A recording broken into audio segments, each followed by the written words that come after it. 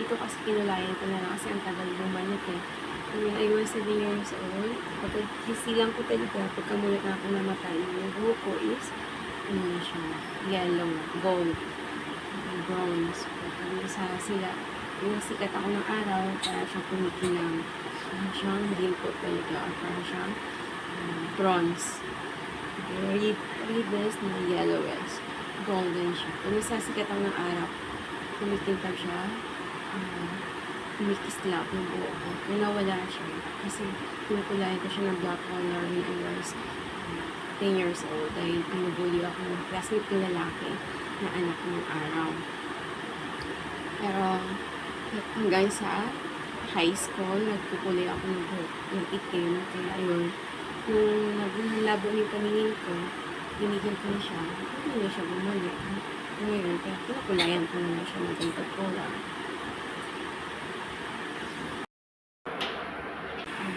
Brownies. So, natuto ako magluto guys ng kanin na saing since I was 7 years old. So, sinabi ko na yan, inaasahan lang mo lang sa pagluto ng kanin. Sa ulam, sa mama, pero minsan nilutuin ako ng ulam. Sample lang, kasi dito, at the age of 7 years old. And then, marami na ako maglaba. Lahat ng gawain ng bahay, natutulong ko at the age of 7 years old. Iiwanan na lang ng mga kapatid, nag-aalaga. So, yun ang role, yun yung role ng pagiging ate. So, nagkaroon lang ako ng katuwang sa pagtatrabaho, sa gawain bahay, trabaho is gawain bahay.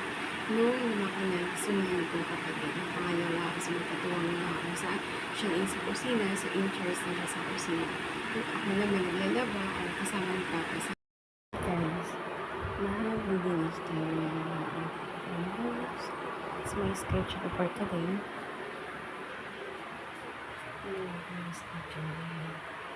It's my schedule.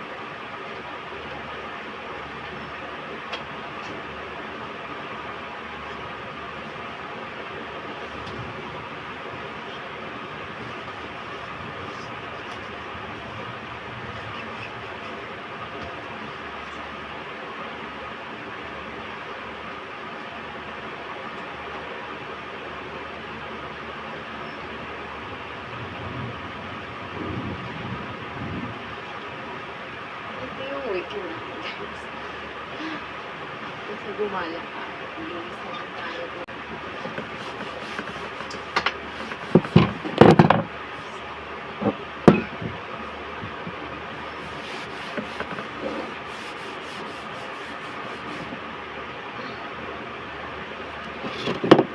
Alam ko po kung nasa yung ano pa po.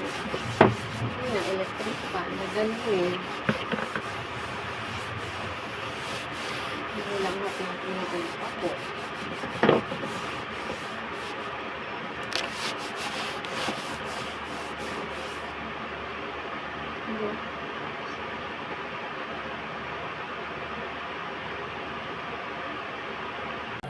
Tapos may patatas. Sana kasi wala tayong patatas. So, ito na lang.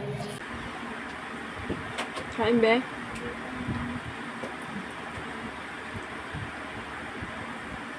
Mawala pang sa kanton. Isa lang ito guys. Nag-grade. Yung patatas sa misarsa na yung corned beef with patatas yung mulit. Paborito ko ito yung merong patatasan with egg. Paborito ko ulit. Ito yung breakfast ko sa umaga pag gising. Bukal ko sa kapatid ko na may patatas. Tsaka maanghang.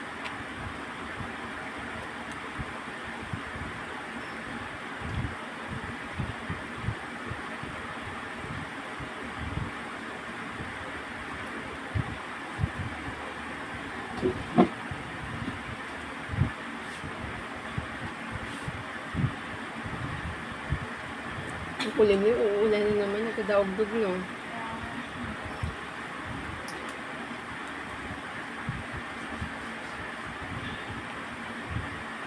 Sarap matulog yung ulan. Hindi ka pa nakapaglaba ka nga, ha? Kagabi?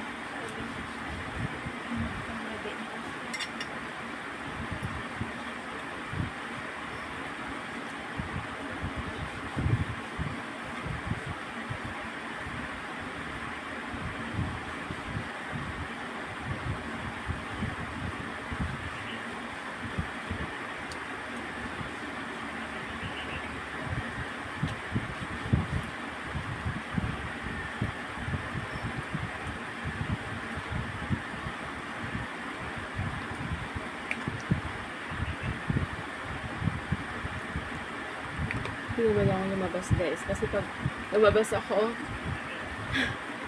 500 damage. Minsan 1,000 pa.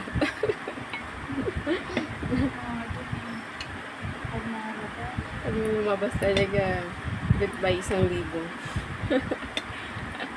Kaya talian ng sarili. Marami tayong obligation. Pag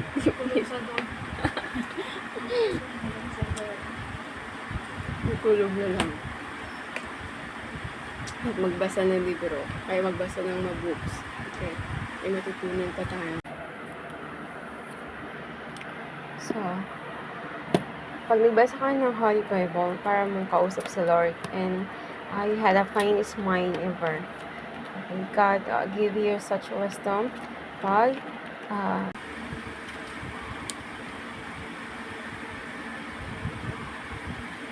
natapwat na marinig ng mga parasiyon na kanyang napatahimik ang mga sadunsyo ay nangat katipon sila. At isa sa kanila na tagapagtanggol ng kautusan ay tinanong siya ng isang tanong upang siya ay tuksuhin. Turo, alin baga ang dakilang utos na sa kautusan? At sinabi sa kanya, ibigin mo ang Panginoon ng Diyos na buong puso mo at ng buong kaluluwa mo at ng buong pag-iisip mo. Ito ang dakila at pangunahing utos.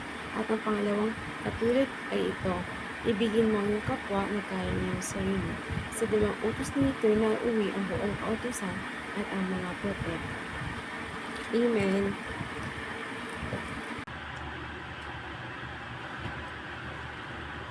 Okay, ayun guys, so oras na ng ating pagtulog. Okay, magpapahinga muna tayo kahit mga 1 hour or 2 hours.